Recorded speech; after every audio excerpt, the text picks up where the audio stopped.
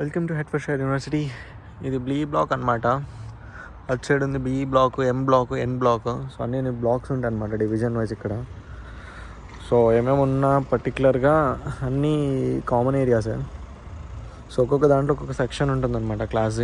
So ఎప్పుడు మాత్రం ఎండ వచ్చింది, చాలా రోజుల తర్వాత ఎండ వచ్చింది. కానీ నైట్ అయితే చలి దారుణంగా ఉంది. చలి అయితే ఉంది దారుణంగానే, బట్ ఈ ఎండకి ఇప్పుడైతే ఓకే ప్రశాంతంగా ఉంది. బట్ ఇన్ని రోజులు అయితే చలికి స్వెటర్ వేసుకోకుండా అసలు వల్లే కాలేదు.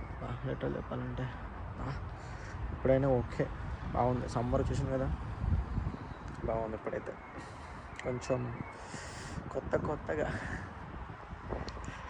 పార్కింగ్ లాట్ అనమాట ఇది, కాలేజ్ వాళ్ళది. కానీ ఈ పార్కింగ్ లాట్లో ఇంకో స్టంట్ ఏంటంటే స్టూడెంట్స్కి 3 పౌండ్లు పెట్టుకుంటే, బయట వాళ్ళు పెట్టుకుంటే maybe probably the charge per hour 10 pounds. స్టూడెంట్స్కి 3 pounds per day. So that is parking ఇక్కడ. మనకి ఇయర్లీ పార్కింగ్ కావాలన్నా సో మనం కంప్లైంట్ రైజ్ చేసి వాళ్ళకి ఆస్కార్చర్ ఉంటుంది, ఇక్కడ ఇస్తే వాళ్ళే చేసేస్తారనమాట.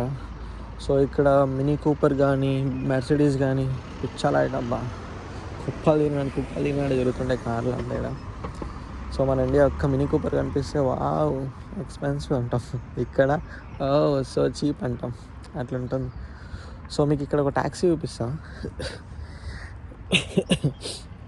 ట్యాక్సీ ఉంది ఇక్కడ.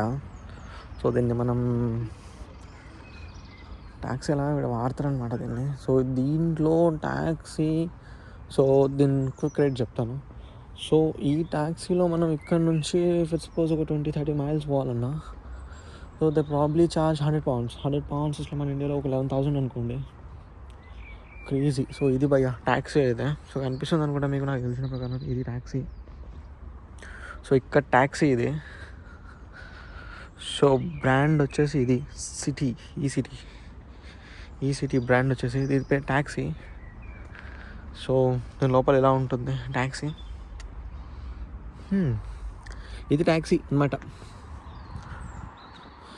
అసలు దానికి దీని అసలు కంపారిజనే లేదు చెప్పాలన్నా కూడా, అది ప్రాపర్గా ఉంది. బట్ దాంట్లో ఏమన్నా పర్టికులర్గా చెప్పాలన్నా అదొక ట్యాక్సీయే, దాంట్లో డిఫరెంట్ వేరియంట్స్ ఉన్నాయి. సో అదైతే యూకేలో ట్యాక్సీ. సో ఇది భయ్య యూకే పరిస్థితి ప్రజెంట్ అయితే. సో ప్రజెంట్ అయితే సమ్మర్ వచ్చింది, సమ్మర్ ఎంజాయ్ చేస్తున్నా. నాకైతే కొంచెం బాగుంది. So anyone's coming to UK, త్వరగా ప్రిపేర్. నేను అదే చెప్తాను, మరీ చెప్తాను. ఇప్పుడైతే జాబ్లు లేవబ్బా యూకేలో, ఇప్పుడైతే జాబ్లు లేవు. సో స్ట్రగుల్ అవుతున్నారు.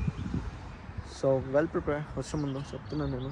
Vlog 4 ఇది కూడా చెప్పాను నేను, చెప్పి ఇది కూడా అలవాటు అయిపోయింది నాకు కూడా. సో నా సజెషన్ ఏంటంటే అందరికైతే అదే చెప్తాను నేనైతే.